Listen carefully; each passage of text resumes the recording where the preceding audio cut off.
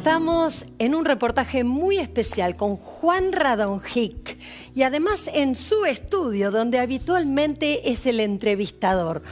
¿Cómo estás, Juan? Muy bien, acá dispuesto a este cambio de roles hoy. Debe ser diferente, ¿no? Sentirse en la silla del entrevistado. Tal cual. Sos abogado, estudiaste en la Universidad de Buenos Aires. ¿Cómo fue que saltaste a la política, porque sé que es una de tus grandes pasiones, y después al periodismo? Bueno, mi pasión original era la política y entonces, ¿qué estudiaba alguien que quisiera dedicarse a la política? Derecho, abogacía en la Universidad de Buenos Aires. Eso tenía que ver con lo que yo pretendía hacer en el futuro, que dedicarme a la actividad política. Entonces, comencé a estudiar la carrera que estudiaban los políticos. En aquella época, después aparecieron otras carreras, pero en esa época estaba muy circunscripto a la abogacía. Bueno, pero como político también tuviste una carrera destacada, fuiste diputado nacional, trabajaste muy cerca del gobierno de Alfonsín. Sí, estuve en el año 83, fui diputado durante 1 año y medio, luego renuncié a ese cargo porque, bueno, Alfonsín me pidió que me ocupase de la Secretaría de Información Pública, cargo que estuve 2 años hasta el momento en que se disolvió la Secretaría. Luego pasé a ser secretario de Interior hasta el año 87. Después no volví a ocupar cargos públicos de ese año. Ahora, qué oportunidad histórica, ¿no? La de haber acompañado a un hombre que fue quien le volvía a dar vida a la democracia en nuestro país. ¿Cómo viviste ese tiempo y qué representó para vos? Bueno, nosotros veníamos de todas formas de una actividad política hace muchos años antes. Yo empecé a trabajar en el radicalismo a los 17 años y bueno, llegué al Congreso con 29, así que ya tenía una militancia política previa. Bueno, esos años los vivimos, por supuesto, con muchísimo entusiasmo por la recuperación de la democracia, por la posibilidad de que el radicalismo volviese al poder, algo que cuando nosotros empezamos la actividad política ya a principios de los 70 nos parecía algo imposible que ocurriese, ¿no? Ahora, con la perspectiva del tiempo, tenías 29 años, sentado en una banca de diputados. Sí, igual había 2 más jóvenes que yo en el Congreso en ese momento. ¿Cuál fue tu principal aporte o qué capitalizaste vos de esa experiencia que crees que fue tu mayor contribución al gobierno nacional? Bueno, nosotros como éramos el bloque oficialista, básicamente el objetivo nuestro era lograr que en el Congreso pasase la agenda del gobierno, cosa que en esos años se hizo bastante bien. Y después la otra experiencia que me quedó en el Congreso fue, bueno, conocer figuras políticas de todo el país, de distintos partidos, con los cuales tuvimos una buena relación y además me demostró que con voluntad de diálogo, con predisposición, se pueden lograr acuerdos más importantes de lo que ahora se cree que se pueden lograr. ¿Ejerciste como abogado? No. ¿Nunca? Siempre la pasión fue la política y el periodismo, no, pero el derecho no. ¿Y en qué momento das el salto al periodismo? ¿No? Porque sé que El Economista es una publicación que se fundó en el 1951. 51, así, fue fundada por mi abuelo materno, así que yo, mientras estudié la carrera de abogacía, también ya trabajaba en El Economista, después hice un paréntesis en los años que estuve en la función pública y después volví a trabajar allí. Tu abuelo materno también era una figura muy destacada, ¿no? Sí, fue una figura política importante cuando existía todavía Yugoslavia, entre las 2 guerras mundiales, tuvo una actividad muy importante como primer ministro y ocupó a su vez varias carteras también. ¿Y qué recuerdos tenés de él como abuelo? ¿Cómo era? Bueno, pocos, porque él murió cuando yo tenía 7 años, claro, pero bueno, siempre fue una figura que, aunque no estuviese ya, tenía una gran presencia en la vida familiar. Bueno, y de él además quizás heredé esa vocación por el periodismo y además ese sentido de que la política bien ejercida es una actividad fundamental para mejorar y transformar la sociedad en la que vivimos, ¿no? Además, esa creencia de que hay una relación directa a veces entre el contenido que uno coloca en los medios de comunicación y el nivel de desarrollo que tienen las sociedades. No, por supuesto. ¿Qué pensás vos? ¿Crees que hay esto de que el contenido de los medios transforma a las sociedades o no? ¿O lo ves absolutamente independiente y el receptor no se ve impactado por lo que ve, por lo que escucha o por lo que No, yo creo que participa. hay vasos comunicantes muy fuertes donde yo creo que la actividad periodística influye en el desarrollo de la política de un país, pero que también los conflictos políticos, y cada vez lo vemos cada vez más, se trasladan después también al trabajo que hacen los medios, ¿no? Allá por el 50, me imagino que lo decía el diario, ¿no? Claro, que en su sí, momento era una publicación semanal. Semanal, sí. Claro. Luego fue diario durante estos últimos años y ahora es nuevamente una publicación semanal. Pero bueno, los medios, como te decía antes, fueron también tomando parte de los cambios que se produjeron en la sociedad. Antes, como decías vos, lo decía el diario, tenían otra colocación en la sociedad distinta a la que tienen. Hoy lo dice Twitter. Años. Claro, hoy lo dice Twitter y además, bueno, muchos medios en el mundo, no lo vemos solo en Argentina, forman parte en alguna medida también de la lucha política. No se colocan por encima, sino que también en alguna medida forman parte de ella.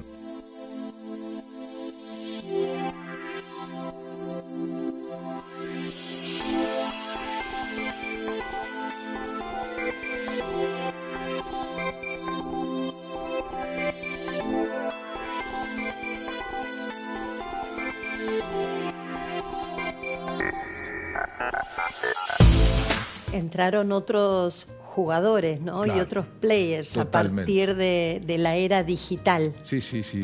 ¿Cómo viviste vos esta transformación, habiéndote formado en un entorno de gráfica donde el respeto al periodista y a la pluma era otro?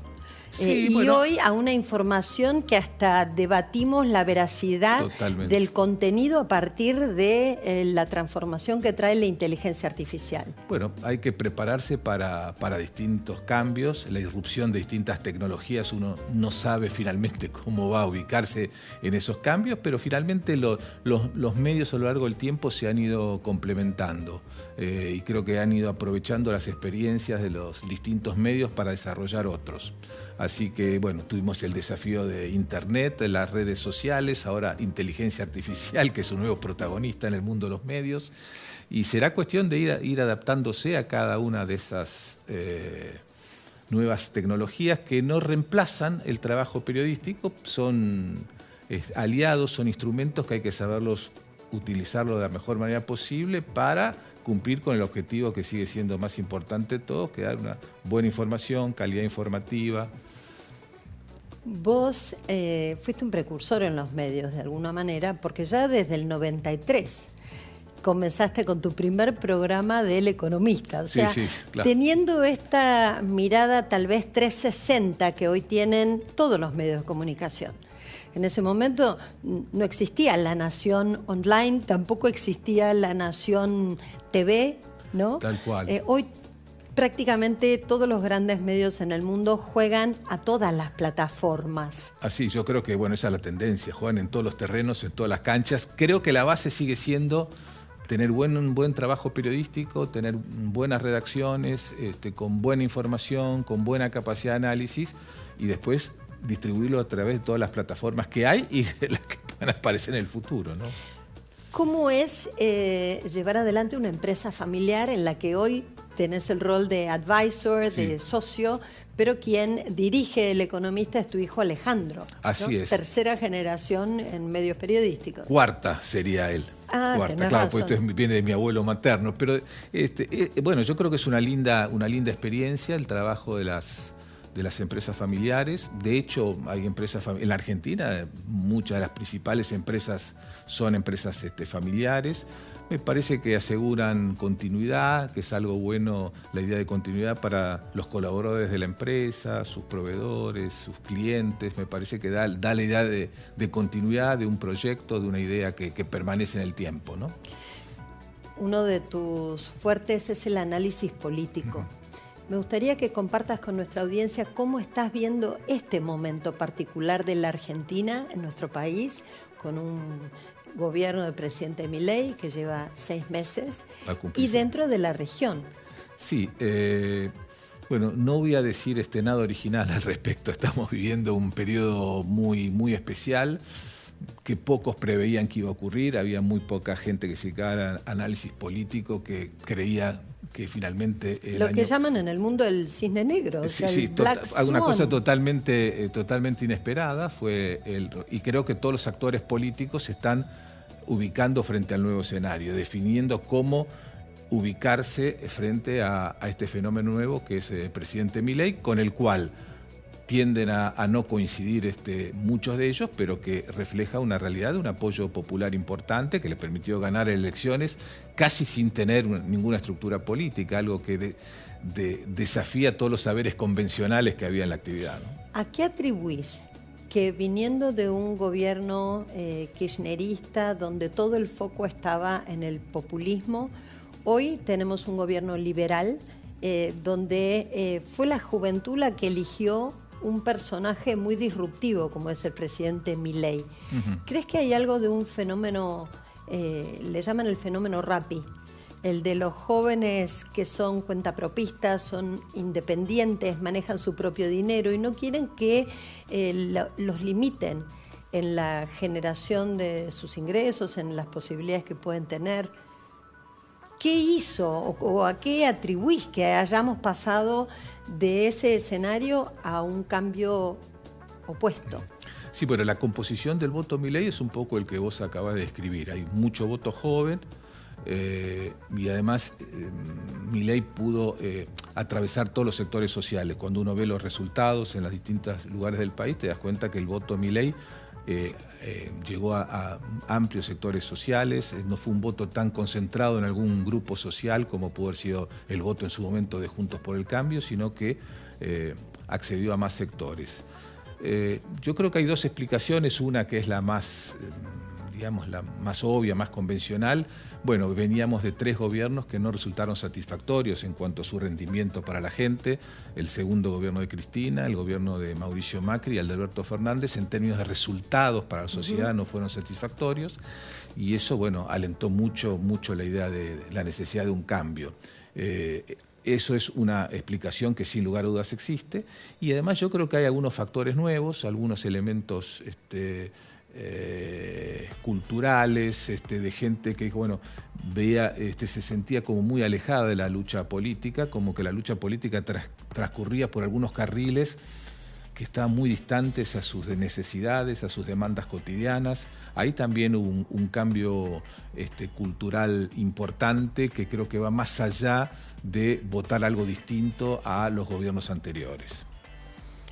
Ahora estamos viendo, los índices de pobreza se dieron a conocer recientemente y más de la mitad de la población entra dentro de ese índice, lo que da una situación de una sociedad al borde del abismo, ¿no? Más allá de la tristeza que esto genera, cómo se recompone socialmente un país donde la mayoría o 1 de cada 2 no tiene acceso a posibilidades para desarrollo económico, social, humano.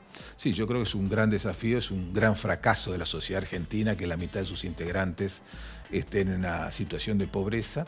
Creo que no se va a resolver rápidamente. Me parece que una de las primeras cosas que tenemos que entender que la solución de los problemas argentinos va a llevar tiempo, Creo que además tenemos que ser pragmáticos, no ser tan ideológicos, tratar de ir resolviendo los problemas concretos que se van presentando. Y creo finalmente que la solución del problema de la pobreza y de los problemas sociales en general se arreglan con el crecimiento de la economía. Si la economía no crece, digamos, por más políticas que está bien que se hagan para paliar la situación de algunos sectores, el problema de fondo no se va a solucionar. Creo que para eso es fundamental que la economía vuelva a crecer.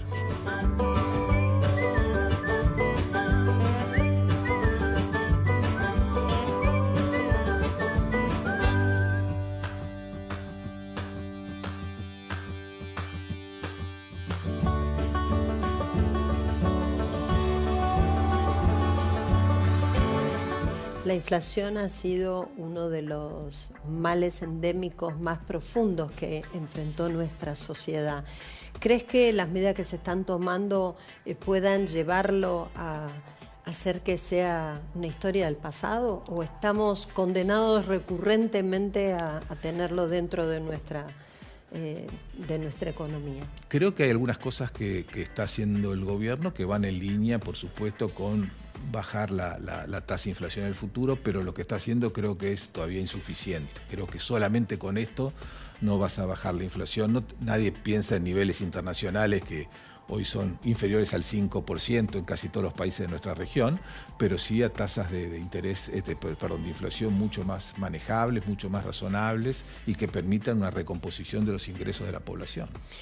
Ese mapa que vemos de la pobreza en nuestro país, también podemos decir que hay un mapa en las empresas que están pasándola mal, ¿no? Uh-huh. Se percibe y se ve una caída en el consumo muy importante que refleja tal vez estas primeras medidas.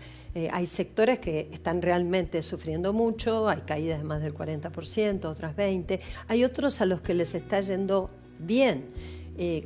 ¿Cuáles crees vos que son los sectores que más oportunidades tienen en este contexto y de qué manera crees que puede limitarse la caída del consumo? Porque lógicamente el consumidor dice acá paro, claro. no gasto porque no tengo que gastar. Con la motosierra solamente no vamos a tener esta recuperación económica de la que vos haces referencia. No, seguro, el consumo explica el 70% de la actividad económica. Si vos no recuperás el consumo, la actividad económica no se va a recuperar.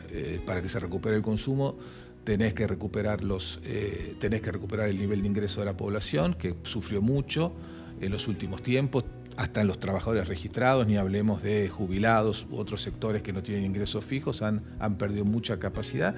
Está apareciendo un fenómeno, reapareciendo si se quiere, un fenómeno muy preocupante que es el de el desempleo. Es decir, venimos de años de baja creación de empleo, pero sin destrucción de empleo. Ahora se están perdiendo empleos, lo cual también dificulta la recuperación del consumo. ¿No crees que tiene que ver con la lentitud en la salida de una ley de empleo que realmente sea transformadora? O tal vez no sé si es un decreto o algo que permita entender las necesidades de las empresas, porque el haber creído que las políticas actuales defendían al empleo generaron el efecto opuesto.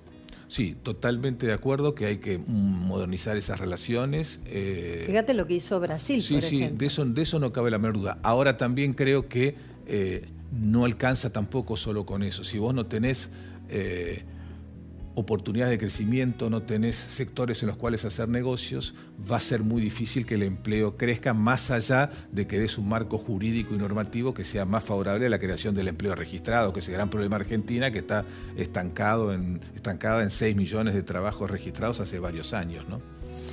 ¿Cómo ves este deseo de Milei de convertir una región de Argentina en un polo tecnológico, ¿no? Y la visita que hizo a todos los mega magnates de la tecnología en Estados Unidos? Sí, a mí me parece muy bien esos proyectos. De todas formas, creo que tenemos que ser realistas, tenemos que ser modestos, no exagerar en las... Esto de argentinos a las cosas. Claro, no exagerar en la potencialidad. Argentina tiene el 0,25% del comercio mundial. Somos un actor marginal en la economía internacional, muy dependientes de lo que ocurra fuera de nuestras fronteras. Por eso creo que hay que actuar allí con mucho cuidado, con mucha paciencia, ir arreglando las cosas, no creer que la Argentina está llamada a jugar en lo inmediato un rol decisivo en la economía mundial, porque no es el lugar que tenemos, ¿no?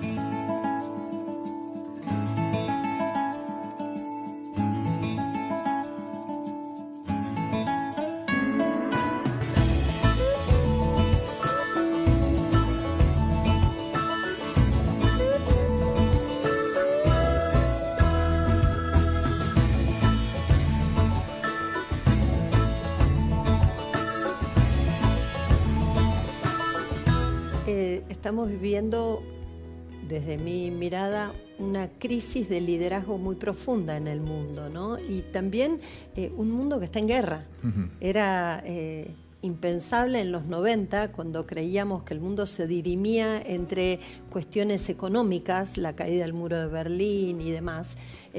Imaginar una Europa hoy en guerra, un Medio Oriente en guerra. ¿Cómo crees que va a impactar a la región de América Latina? ¿Y de qué manera, nuestra región puede ayudar a esto que está sucediendo en el mundo? Sí, América Latina sigue siendo una región postergada, es la que menos crece en el mundo.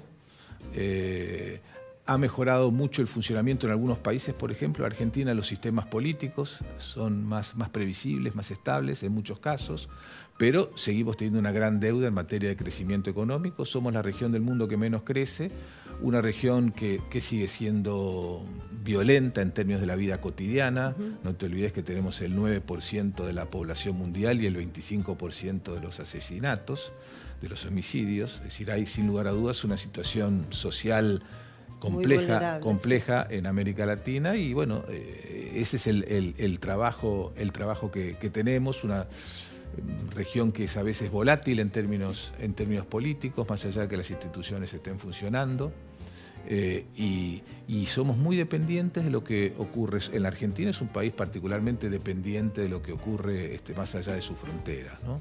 Hay escenarios internacionales que te favorecen mucho, otros menos. El desempeño de algunos países son clave para Argentina. Brasil, que vos conocés muy bien, es un país clave para Argentina porque es nuestro principal socio comercial. Y además sabemos que por cada punto de crecimiento que tiene Brasil, Argentina crece colateralmente un 0,25. Exactamente. Entonces, aunque no hagamos nada... Vamos a crecer, y además, bueno, hay otras, el precio de los productos que nosotros exportamos es muy importante, el precio del dólar en el mundo, la tasa de interés en el mundo, son todos factores que influyen muchísimo en el desempeño de la economía argentina y que no dependen exclusivamente de lo que hagamos nosotros. Por supuesto que un buen gobierno, un buen gobierno es aquel que logra aprovechar al máximo los ciclos favorables de la economía internacional y que sabe limitar todo lo posible los costos cuando esos ciclos son desfavorables. Ahora, también hay otro factor que hoy es transversal al mundo entero y tiene que ver con dos palabras: cambio climático. Creo que el mundo no ha tomado conciencia del impacto que tiene. De hecho, en Argentina en el último año tuvimos más de 1000 episodios que causaron daños en las cosechas, que obligan a las personas a mudarse por inundaciones, deslaves. Fíjate el sufrimiento que estamos viendo en Río Grande do Sul, en Brasil.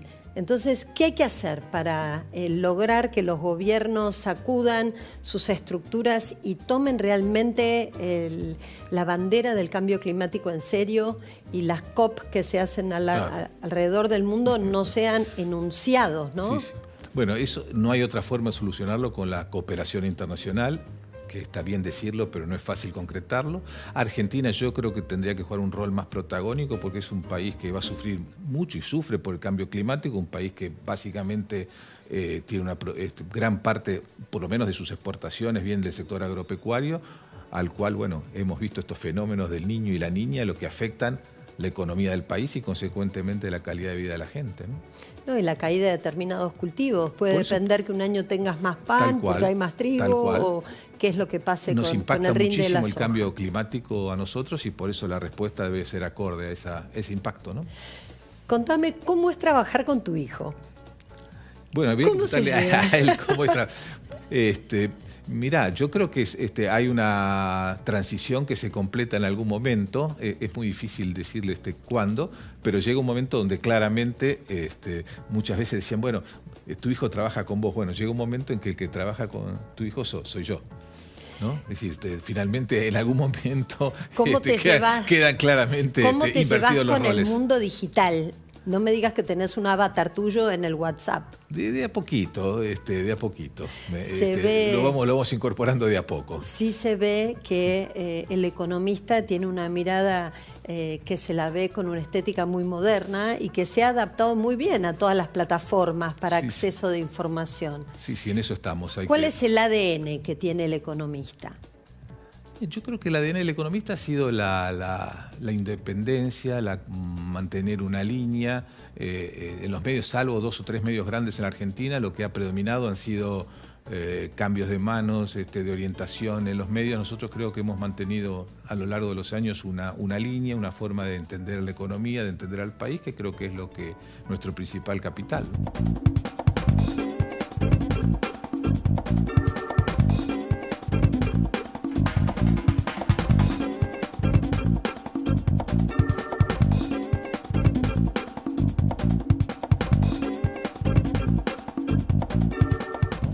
¿Y en la vida personal qué hobbies tenés?